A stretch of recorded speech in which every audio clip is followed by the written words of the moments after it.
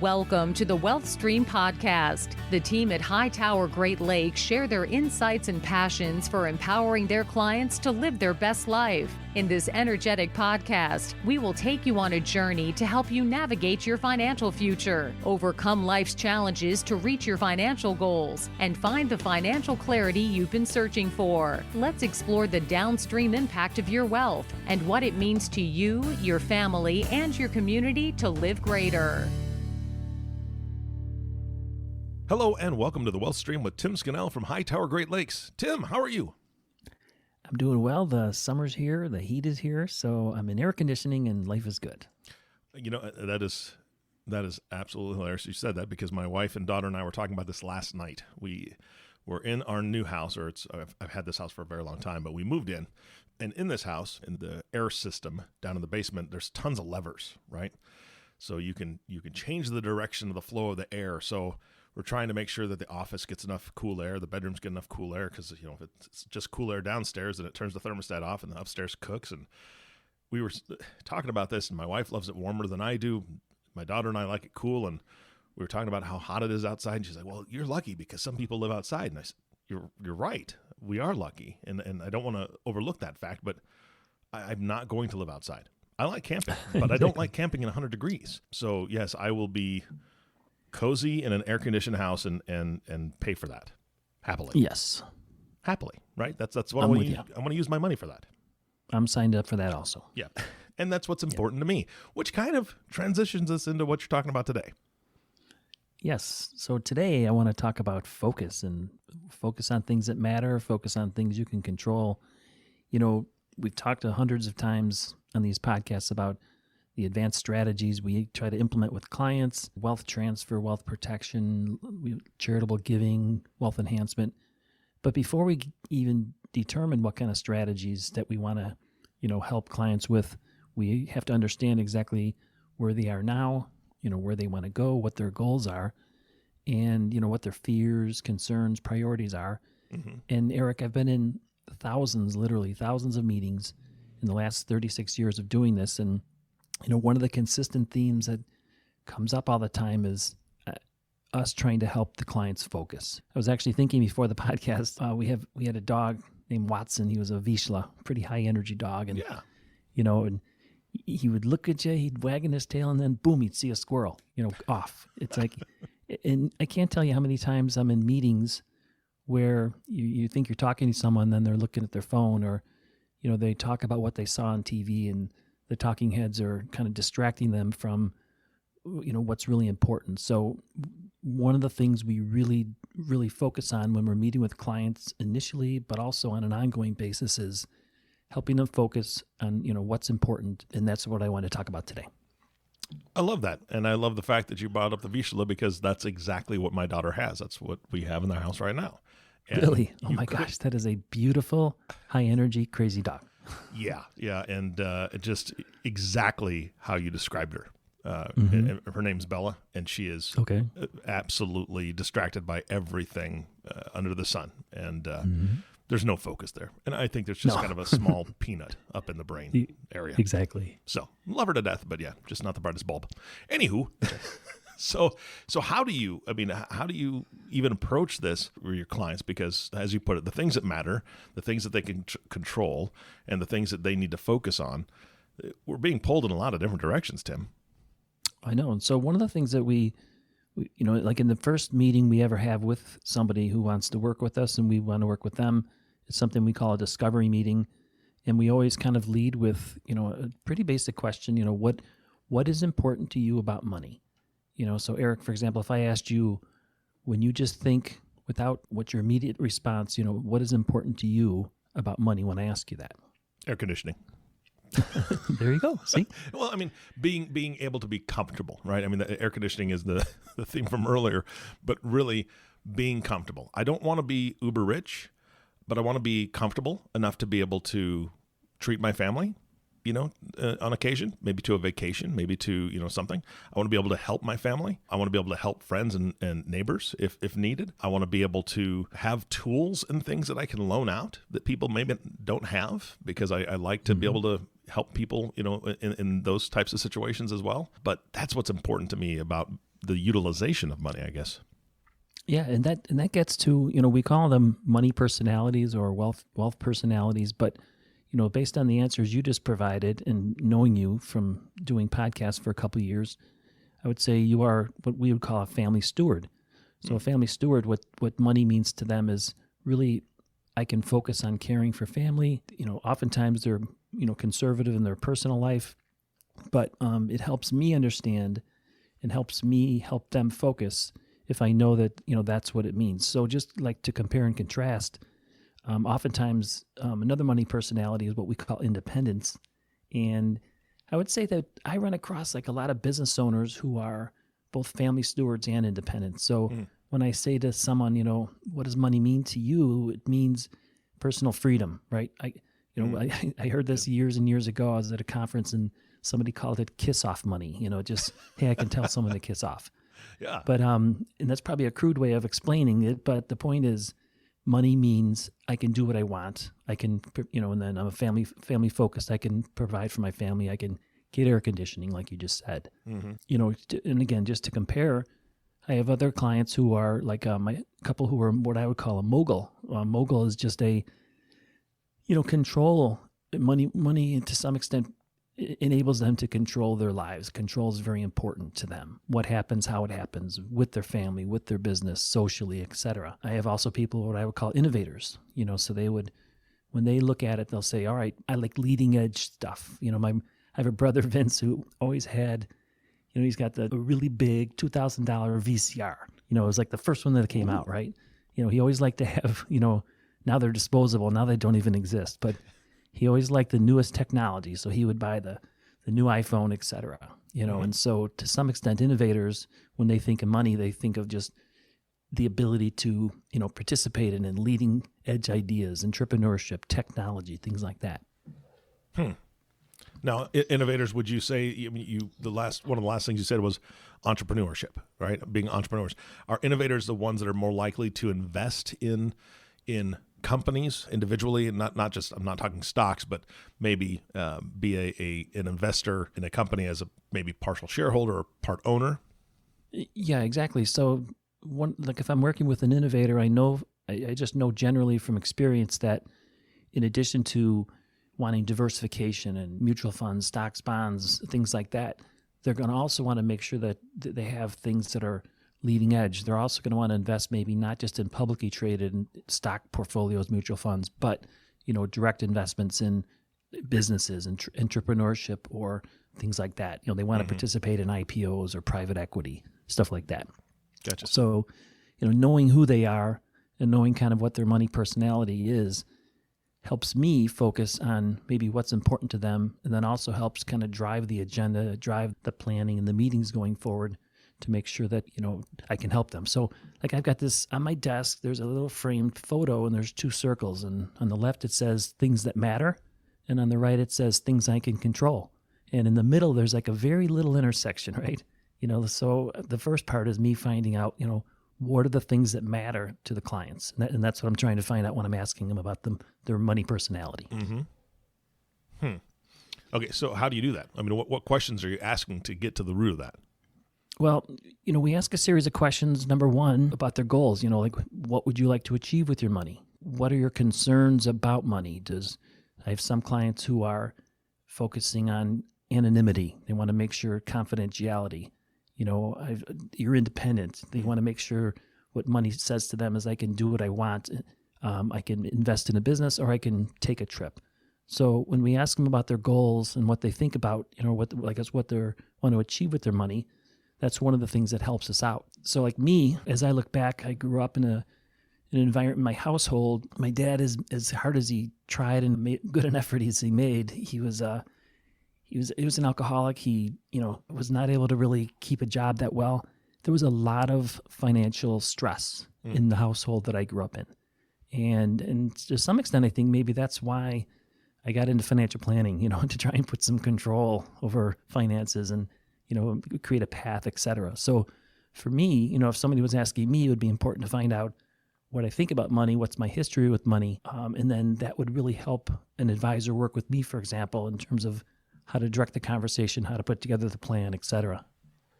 Do you find that a lot, Tim? This is a really odd question, but do you find that a lot where somebody's upbringing, they kind of swing opposite of their situation growing up? Because in your example, you kind of swung opposite, right? You wanted more control because you felt like it was out of control. Where how I grew up, my parents didn't talk about money. It was kind of taboo. It always felt like we never had enough. But I never knew what was going on in the background as a kid, like my dad's, 401k or retirement or Air Force retirement or things like that. So I didn't exactly understand that his retirement was secured, but as we were growing up, we didn't have any of the luxuries that a lot of the other people in my school had. So therefore, kind of comparing that, I kind of try to live the opposite, not spoil my kids, but be able to provide and I'm very open with my finances, with my children, and with certain family members. Yeah, I do find that that's true, that, your experience as you grew up, oftentimes you do the opposite. You're like, hey, I like this piece of it. I was taught a lot, but at the same time, there wasn't as much maybe transparency. So you want to offer transparency. Mm-hmm. I'll also say, though, that I think DNA is really strong, right? Like I have 5 kids. They are all financially different. One of my children has probably the first dollar that she ever made. And then another one is, if they get $1, they're going to spend $1.05. So, and they all grew up in the same house, and they all grew up with me, the financial planner, so true. I do agree that that's part of it. But the other part of it too is that, boy, they come out of the womb, with some pretty set things, I think, too. Yeah, that's the part we can't control. Doggone. Exactly. Yeah. So in addition to goals, though, we also ask them about relationships. So, in addition to providing for yourself as the client, who is it? Family, philanthropy, charities, friends, community.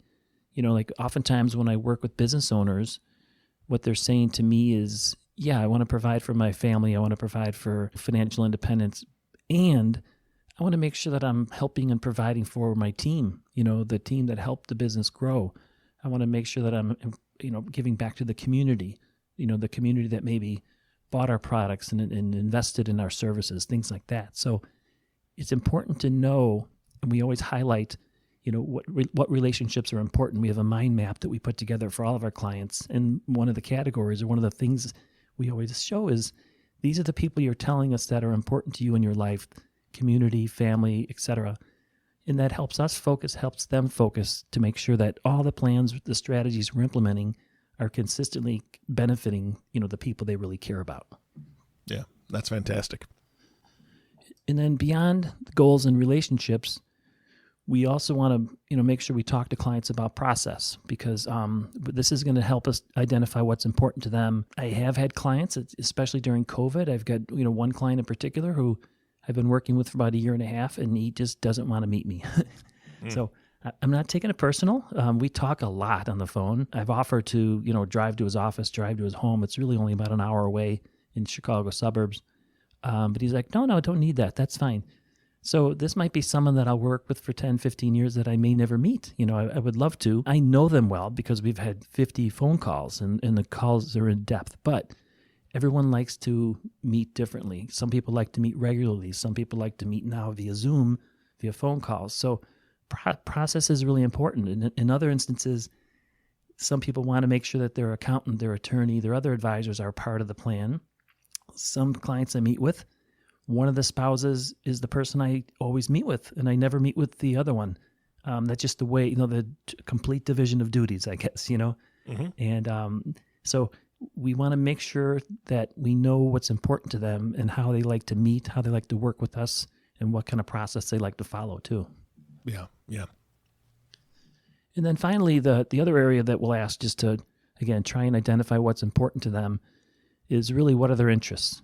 So it could be travel with family, it could be health, sports, things like that. I have, clients who are birders, bird watchers. So knowing what they're interested in is important, because we also like to connect with them outside of work if possible, and maybe have events that are, revolve around things that are important to them. So anyway, that's kind of the other area of questions that we ask in order to kind of identify what's important. Yeah. So the other part of that equation, was the control issue, right? And that's where I think a lot of people struggle. I know I do. If I can't control something, it frustrates me. And that's just my nature. I think a lot of people are like that. But how do you help your clients through that, or identify what they can control, what they can't control? And I think part of it's letting go what they can't control. Yeah, I mean, so when you're working with clients, especially as it relates to estate planning, you really dive into family dynamics, right? Son-in-laws, daughter-in-laws, your children's partners.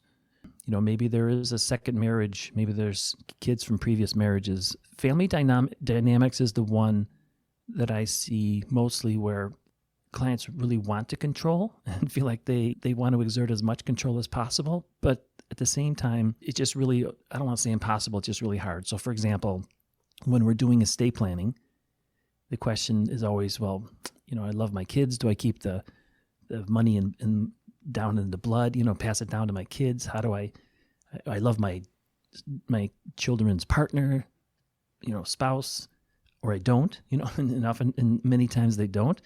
Mm-hmm. And it becomes complicated. And all we can really do in that case to try and hammer it down is really spend a lot of time talking about it. What are the options? What happens if we do this? What happens if we do that? Integrate and bring in their other advisors, their attorneys, their CPAs, et cetera, so that there could be some collaboration and maybe push the process further, faster. But where it really, family dynamics in particular really complicates things and typically makes the planning process go longer, just because the decisions are harder. But that's one of the things that I always, I have found in 35 years is that family dynamics is one of the hardest things, and the things where you really have a lot less control than you want, when you love to have, Yeah, and I don't think it helps that the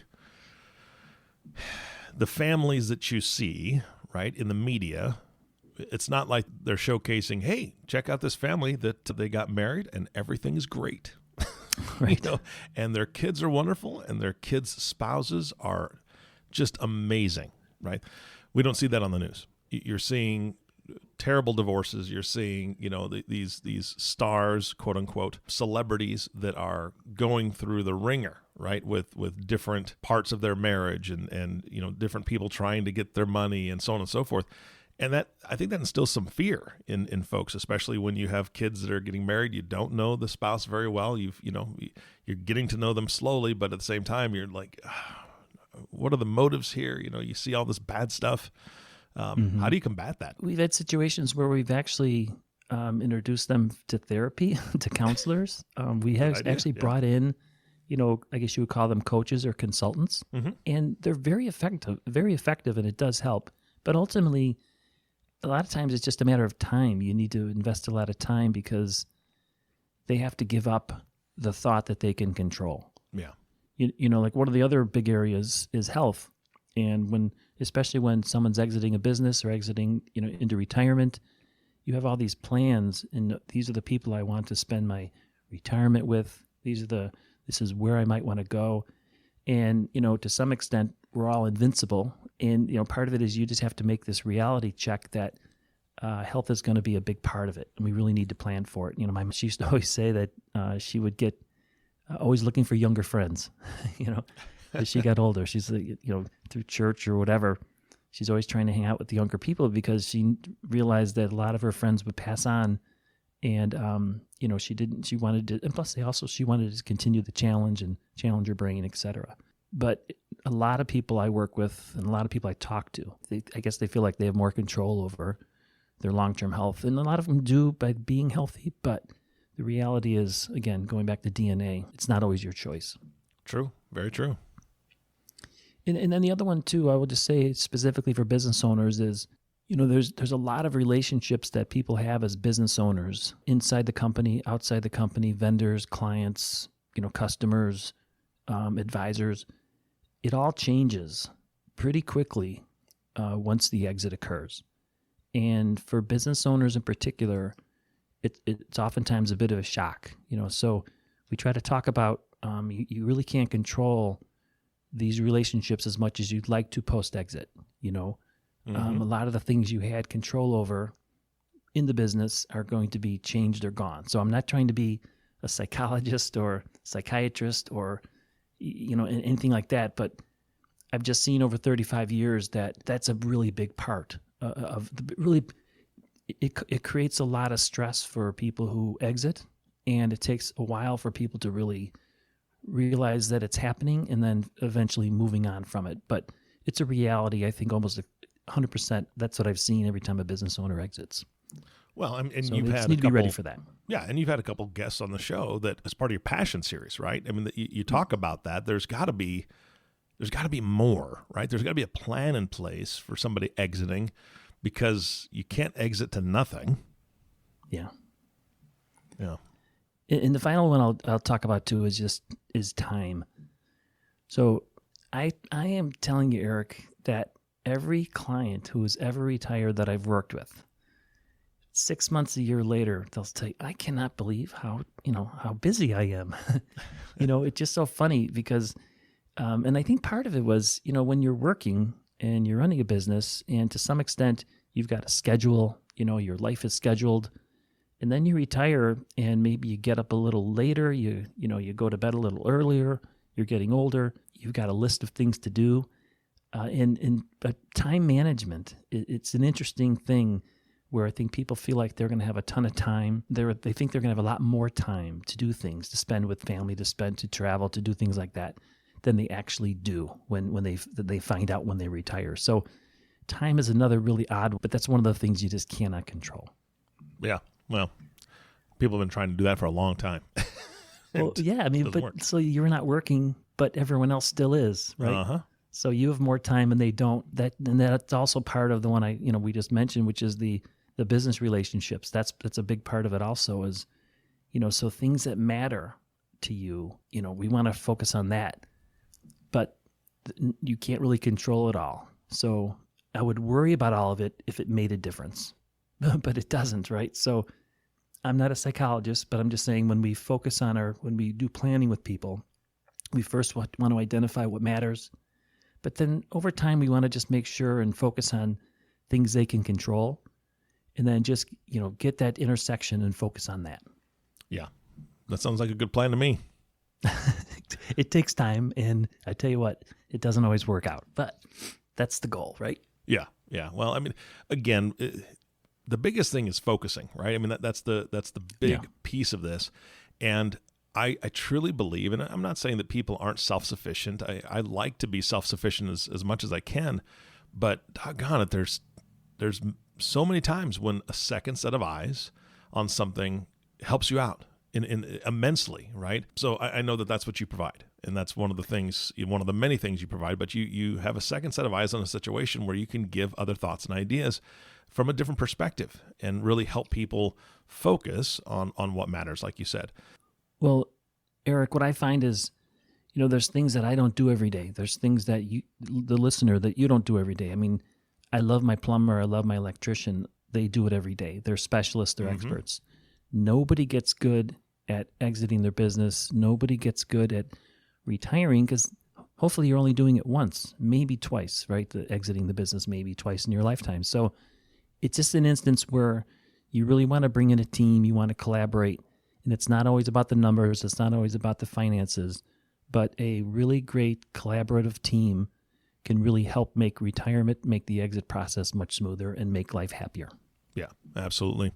All right. Well, this is the time in the podcast where I'm going to ask you to give your contact info, because I think there's hopefully it sparks some interest in some folks' minds out there saying, you know what, I would like to have a second set of eyes, or I would like to, have somebody help me focus on some of these things and maybe weed this stuff out, the stuff that's not so important, the stuff that I truly need to be focusing on, and the things that I can actually control. So what's the best way to get a hold of you, Tim? You can always call my office at 219-246-5370, or just feel free to send me an email at tscannell@hightoweradvisors.com, and I'll be glad to connect with you. Thank you, Tim, for your time. I appreciate it. It was good to talk to you again. You too. Always great talking to you, Eric. And of course, our last thank you goes to you, listening audience. Thank you so much for tuning in and listening to the Wealth Stream Podcast with Tim Scannell. If you have not subscribed to the podcast yet, please click the subscribe now button below. This way, when Tim comes out with a new podcast, it'll show up directly on your listening device. And we humbly ask that you share this podcast, rate it, and leave a review, because this actually helps other people find the show. Again, thanks for listening today. For everyone at Hightower Great Lakes, this is Eric Johnson reminding you to live your best day every day. And we'll see you next time. Thank you for listening to the Wealth Stream podcast. We hope you gained some valuable insight that you can apply to your life and share with others. Please don't forget to subscribe below to be notified when new episodes become available. And don't forget to live greater. The information covered and posted represents the views and opinions of the guest and does not necessarily represent the views or opinions of Hightower Great Lakes. The content has been made available for informational and educational purposes only. The content is not intended to be a substitute for professional investing advice. Always seek the advice of your financial advisor or other qualified financial service provider with any questions you may have regarding your investment planning. Hightower Great Lakes is a group of investment professionals registered with Hightower Securities LLC, member FINRA and SIPC, and with Hightower Advisors LLC, a registered investment advisor with the SEC. Securities are offered through Hightower Securities LLC. Advisory services are offered through Hightower Advisors LLC.